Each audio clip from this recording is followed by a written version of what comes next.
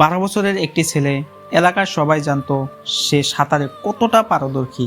কিন্তু গত 13 এপ্রিল দুপুর 12টায় সেই উত্তপ্ত রোদে যা ঘটল তা আজও গ্রামবাসীর মনে শিহরণ জাগায়। দিন দুপুরে পুকুরে গোসল করতে নেমে এমন কি হতে পারে যে একজন দক্ষ সাঁতারু আর ফিরে এলো না?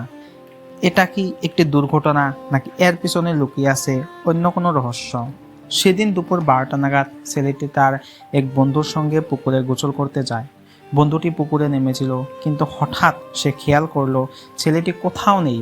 আশেপাশে কোথাও তাকে দেখা যাচ্ছে না। বন্ধুটি বারবার তার নাম ধরে চিৎকার করতে থাকে, কিন্তু কোনো সাড়া শব্দ নেই। মুহূর্তের মধ্যে এলাকায় শোরগোল পড়ে যায়। পাড়ার লোকজন ছুটে আসে পুকুর পাড়ে। সবার মনে একটাই ভয়, ছেলেটিকে তলিয়ে গেল। কিন্তু সে তো খুব ভালো সাঁতার জানতো। তৎক্ষণাৎ স্থানীয় মানুষ জলে নেমে তাকে খুঁজতে শুরু করে। কিছু সময় পর এক ব্যক্তি জাল নিয়ে পুকুরে নামে। হঠাৎ তিনি লক্ষ্য করলেন জালের ভিতরে কিছু একটা ভারী হয়ে আটকে আছে। চারপাশ থেকে লোক এসে জালটি উপরে তোলার চেষ্টা করতে থাকে, কিন্তু তখনই শুরু হয় এক অদ্ভুত অভিজ্ঞতা। যারা জালটি টানছিলেন তারা লক্ষ্য করলেন জালটি হঠাৎ খুব বেশি ভারী হয়ে উঠেছে, যেন জলের নিচ থেকে কেউ বা কোনো কিছু সেই জালটিকে নিচের দিকে টেনে ধরে আছে। একজন সাহসী যুবক জলের নিচে ডুব দিয়ে জালের ভিতরে যায়। সে যা দেখলো তা ভাষায় প্রকাশ করা কঠিন। সে দেখলো জালের ভিতরে ছেলেটির নিথর দেহ পড়ে আছে, কিন্তু অদ্ভুতভাবে কোনো কিছু যেন দেহটিকে শক্ত করে আঁকড়ে ধরে রেখেছে।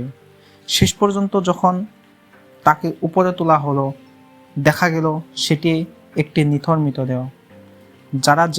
যারা সেখানে উপস্থিত ছিলেন তাদের সবার মনে একটি গভীর আতঙ্কের সৃষ্টি হলো।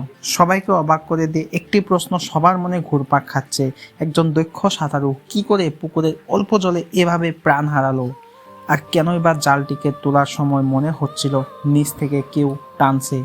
মানুষ কি মৃত্যুর পরেও জলের নিচে এভাবে কাউকে জাপটে ধরে রাখতে পারে? এটি কি কোনো ভূত বা প্রেতাত্মার কাজ, নাকি এর পিছনে লুকিয়ে আছে বিজ্ঞানের ব্যাখ্যাতীত অন্য কিছু? বন্ধুরা, আপনারা কি মনে করেন এই ঘটনা কি অলৌকিক কোনো শক্তির প্রভাব, নাকি এর পিছনে লুকিয়ে আছে কোনো রহস্য? আপনাদের মতামত অবশ্যই কমেন্ট বক্সে লিখে জানাবেন। আজকের ভিডিও ভালো লাগলে লাইক করুন এবং এমন আরও রহস্যময় কাহিনী পেতে আমাদের চ্যানেলটিকে সাবস্ক্রাইব করে পাশে থাকুন। ধন্যবাদ।